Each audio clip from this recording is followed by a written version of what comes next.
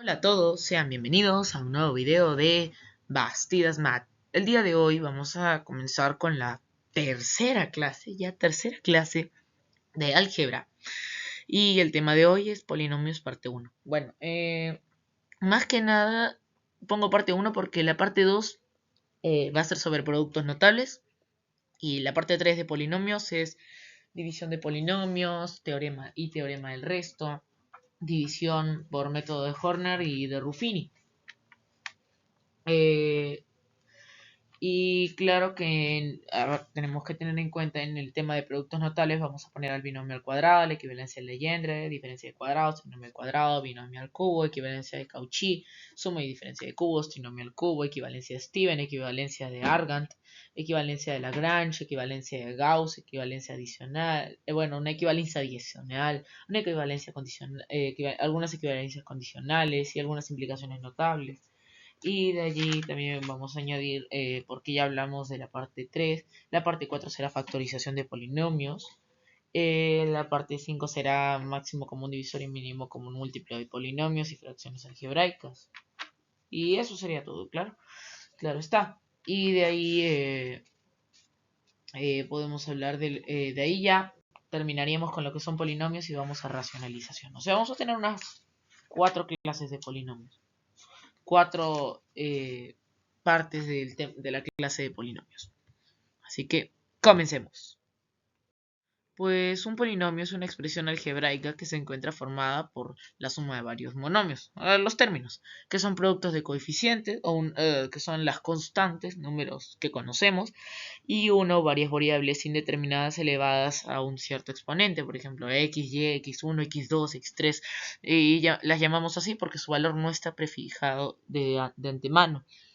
Ahora, la palabra polinomio viene del griego poli o varios y varios términos se le podría decir y nomios, que es también del griego, que significa, podríamos decirlo como criterio, regla, bases. Entonces sería como criterio o término o base, criterio de términos, por así decirlo. Y por cierto, la imagen que están viendo en pantalla es la gráfica de un polinomio de grado 7 aplicado acá. Ya saben, las gráficas de funciones que vimos justamente en la clase, si no me equivoco, sí, clase 2 de análisis matemático, y que la clase 3 fue sobre límites.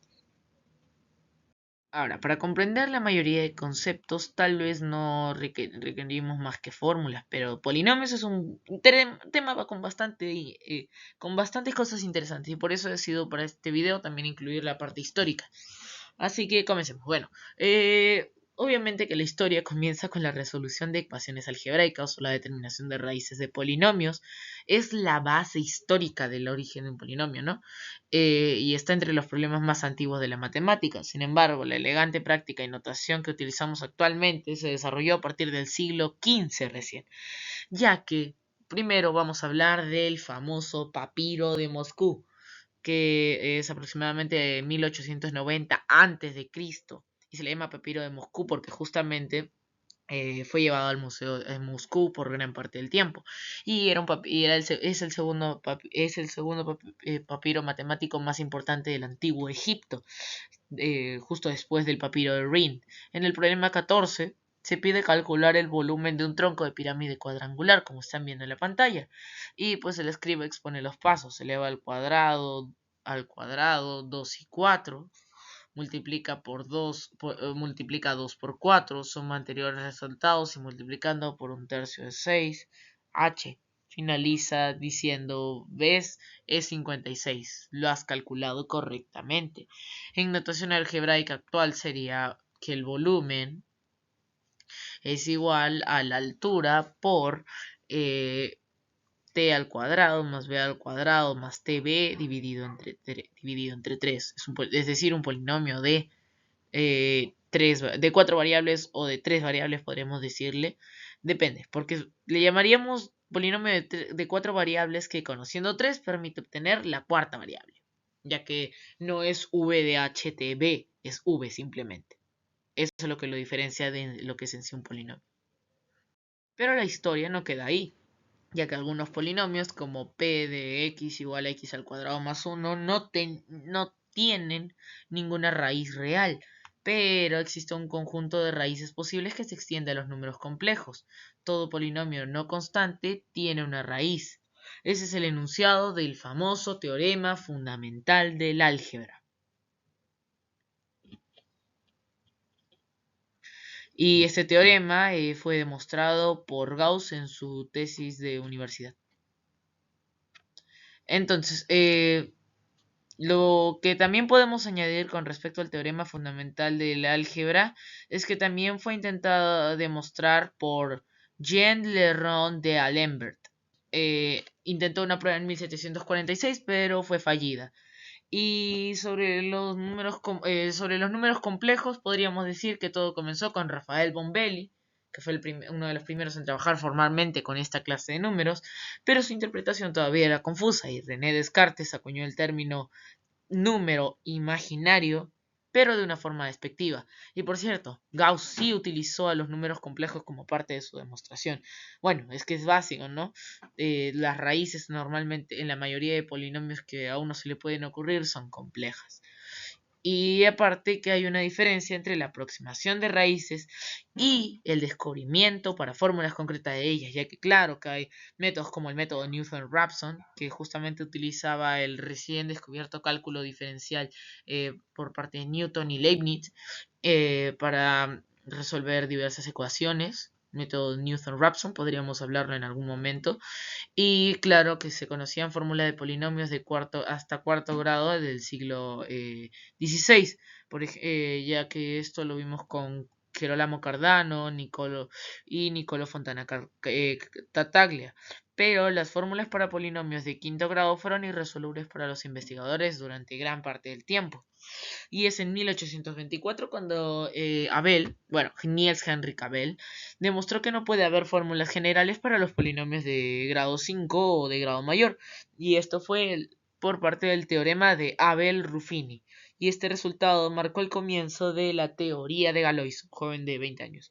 Si no me equivoco, falleció en 1872 y nació en 1811. Así que, bueno, vivió solamente 22 años, pero creó su propia teoría que se ocupa del estudio detallado de relaciones existentes entre las raíces de los polinomios. Y como dato curioso hablando de Niels Henrik Abel, existe una medalla justo llamada así en su nombre, medalla Abel, no, premio Abel creo que era. Es una medalla que justamente se otorga a los matemáticos, ya que estos premios como la medalla Fields y la medalla Abel se entregan ya que no existe el premio Nobel de matemáticas, como sabemos. Y claro que hay varias hipótesis, pero hay algunas que son más como que la esposa de Alfred Nobel engañaba con un matemático, otros que Nobel consideraba la matemática como una ciencia aparte, etcétera. Y para culminar con la historia podemos hablar de la máquina diferencial de Charles Babbage. Bueno, fue diseñada para crear automáticamente tablas de valores de funciones logarítmicas y diferenciales, aproximando funciones polinómicas en diversos puntos usando el método de las diferencias de Newton. Y aquí entra también el uso de polinomios. En todo entran los polinomios. Los polinomios son la base para después poder entender las funciones, se le podría decir así. Y justo he hecho esta clase antes de la siguiente clase que es de series y sucesiones en el curso de aritmética, porque la siguiente clase que es sucesiones y series en aritmética, vamos a estar hablando justamente de sucesiones polinomiales, así que lo mejor será ver aquí mismo lo que es un polinomio para ir entendiendo. Y ahora vamos con lo que son los polinomios de una variable. Pues si tenemos ciertos elementos a0, a1, a2, así hasta n, de un anillo A. En particular podemos tomar un cuerpo como el de los números reales o complejos con a de n distinto de 0 y n tiene que pertenecer a los naturales porque a de n pertenece a una sucesión. Entonces el polinomio p de grado n en la indeterminada x es una expresión de la forma px es igual a n por x a la n más a n menos 1 por x a la n menos 1, así hasta a0 por x a la 0, o sea, a0, porque x a la 0 es 1 para cualquier número. Entonces, un polinomio se puede escribir más concisamente usando sumatorios como p de x igual a la sumatoria desde i igual a 0 hasta n de a sub i por x a la i. Ahora, los polinomios tienen un grado n finito, es decir, tienen un número finito de sumandos, pero esta idea la podemos generalizar a una serie polinómica que es una suma de infinitos términos con coeficientes ahí desde i igual a 0 hasta el infinito. Y esto es justamente las series de Taylor. O bueno, las series de Taylor son de este tipo y las usamos para aproximar el valor de funciones suaves. Sin embargo, no todas las series tienen una suma definida, ya que ello depende de su convergencia. En cierto sentido, un polinomio puede considerarse como una serie con un número finito de términos no nulos. Por ejemplo, para coseno de x existe una serie de Taylor. ¿Y qué hace la serie de Taylor? Bueno, yo digo, bueno, sí, existe un polinomio, qué bien, ya. Y ahora digo, ok, pero ahora tengo una función también, muy bien. Ahora lo primero que voy a hacer va a ser tomar un valor x menos a y luego voy a tomar la derivada y como se va uno de los términos, yo entonces ahí encuentro la diferencia y empiezo a hacer la serie de Taylor. Pero esa es la forma en la que se crea una serie de Taylor, pero al final ya no vas a requerir de hacer tanto porque básicamente la fórmula de la serie de Taylor es la sumatoria de i igual a 0 hasta el infinito de la derivada iésima de f de x menos a dividido entre i factorial. Ahora vamos con los polinomios de varias variables. Por ejemplo, en los binomios x más y al cuadrado, x más y al cubo y x más y a la cuarta. Estos polinomios son mónicos, homogéneos, simétricos y sus coeficientes son coeficientes binomiales. ¿A qué me refiero? A ver, mónico significa que el coeficiente del mayor término, perdón, del término con mayor exponente, es 1. Homogéneos, bueno, vamos con los simétricos, son porque tiene 1, 4, 6, 4, 1. Por ejemplo, en x más y a la cuarta los coeficientes ordenados son 1, 4, 6, 4, 1. O sea, simétrico. Y sus coeficientes son coeficientes binomiales y eso lo podemos comprobar por medio del triángulo de Pascal, pero sin necesidad, bueno, ya nos podemos dar cuenta, ¿no? Ahora vamos con los polinomios de dos variables. Claro que aquí también estoy incluyendo uno de tres variables. Es monomio 4xy cuadrado z. Pero lo que nos importa ahorita es la gráfica. A ver, la gráfica es de menos 4y al cuadrado menos, de menos y al cuadrado menos x al cuadrado más 4. ¿Y por qué no lo graficamos en 2D? Pues no se puede, porque ahora son tres parámetros contando con el valor de la función, cuando antes eran dos parámetros contando con el valor de la función también, porque era solamente aplicarlo a una variable. Ahora es el valor cuando qué valores toma x y qué valores toma y y qué valores toma f de x y y. Ahora vamos con el grado de un polinomio. Es bueno, en un monomio como la suma de los exponentes de las variables que lo componen, pero el grado de un polinomio normalmente es simplemente el grado del monomio de mayor grado. Sí. O sea, el mayor exponente que tiene un polinomio. Resumiendo. Por ejemplo, el polinomio, la función polinómica que ahí están viendo en la pantalla es una función polinómica de grado 3. Y por cierto, el número de vueltas que da también es importante para poder ver el grado de un polinomio. Eso es importante. Ahora también podemos hablar de que cuando los coeficientes del polinomio son elementos de un dominio de integridad, como los conjuntos numéricos usuales, el grado del polinomio de dos polinomios es igual a la suma de los grados de dichos polinomios.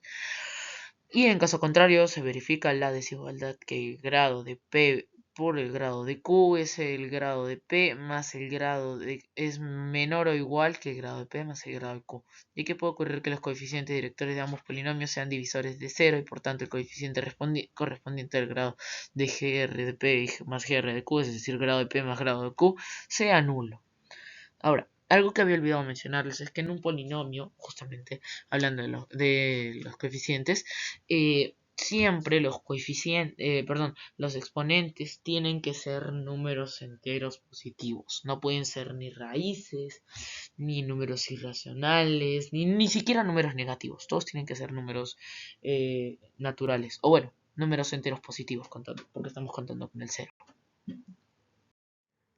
Ahora vamos con las operaciones con polinomios. La primera es la suma, la clásica. Lo primero que haces es p de x más p más q de x va a ser p de x más q de x. que es simplemente sumar los coeficientes que le corresponden a cada monomio con cierto exponente, como se ve en la sumatoria que estamos mostrando. En cambio, para el caso del producto de dos polinomios es, por ejemplo, si P de x es sumatoria desde i igual a 0 hasta m de a sub i de x y a la i, y q de x es sumatoria desde j igual a 0 hasta n de b sub j de x a la j, entonces el producto de ambos polinomios va a ser la sumatoria desde k igual a 0 hasta m más n de k de la sumatoria desde, de x a la k multiplicado por la sumatoria desde p igual a 0 hasta k de a sub p por b sub k menos p. Y se puede comprobar que el grado relativo de p de x por q de x es el grado relativo de p de x más el grado relativo de q de x. Ahora también podemos hablar de la evaluación de un polinomio. Esto quiere decir cuando reemplazamos un valor exacto por la x en el polinomio. Es decir, si p de x es un polinomio con coeficientes en un anillo A, la evaluación de p de x de cada elemento de A se define una función polinómica de f que va de A hacia A, en la que cada elemento A minúsculo perteneciente a A le corresponde el valor p de A. De forma similar, los polinomios en varias indeterminadas o varias variables definen funciones de varias variables y análogamente fijado un elemento A, la evaluación en A define una función evaluación en A que va de AX a A, que hace corresponder cada polinomio p de x su valor p de A. Esta función es un homomorfismo de anillos llamado homomorfismo de evaluación. Y justamente esto lo vamos a ver cuando hablemos de anillos. Pero esta es la definición formal. Definición informal, simplemente reemplaza la x por una a. Y listo. Ahora, si hablamos de los tipos de polinomios, hay variedad. Polinomio constante, que simplemente no aparece la x, o sea que la x únicamente está elevado a 0. Polinomio nulo, simplemente vale 0 para cualquier x. O sea que si yo digo, este polinomio vale x para tal número, ¿esto es un polinomio nulo? No, porque así cualquier polinomio puede ser nulo. No, solamente si todos los coeficientes son 0. Ahora, en un polinomio homogéneo, todos los monomios tienen el mismo grado. En un polinomio heterogéneo, los grados de sus términos no son iguales, como ya hemos visto. Antes de seguir, es importante recalcar que todos los términos de un polinomio tengan el mismo grado no significa que se puedan sumar, ya que recordemos que el grado es la suma del mayor exponente, así que puede ser que en algunos casos no se pueda sumar. Ahora, vamos con un polinomio. A ver, por ejemplo, si yo tengo x más y, ambos términos son del mismo grado, de grado 1, pero no se puede sumar como polinomio. Bueno, vamos con el polinomio completo, o sea que tiene todos los términos, ningún coeficiente 0. Polinomio completo, pues algún coeficiente puede valer 0. Polinomio ordenado, es decir, que van de mayor a menor grado, x a la quinta, más x a la cuarta, más x al cubo, más x a la 2, o más x al cuadrado, más x más 1. Eso sería un polinomio ordenado, por ejemplo. Y con el último tipo de polinomios son los polinomios iguales, es decir, que son lo mismo, solamente que por propiedad conmutativa de la suma lo podemos cambiar de orden y son la misma cosa. O sea, puede ser que uno está escrito como un producto y el otro como una suma. Por ejemplo. Y ahora sí, ya me despido. Muchas gracias por ver el video o esta clase número 3 de álgebra polinomios parte 1. Ha sido un placer poder explicarles todo el tema. Esto ha sido todo por hoy. Muchas gracias por ver y nos vemos hasta la próxima. Esto fue Astisma.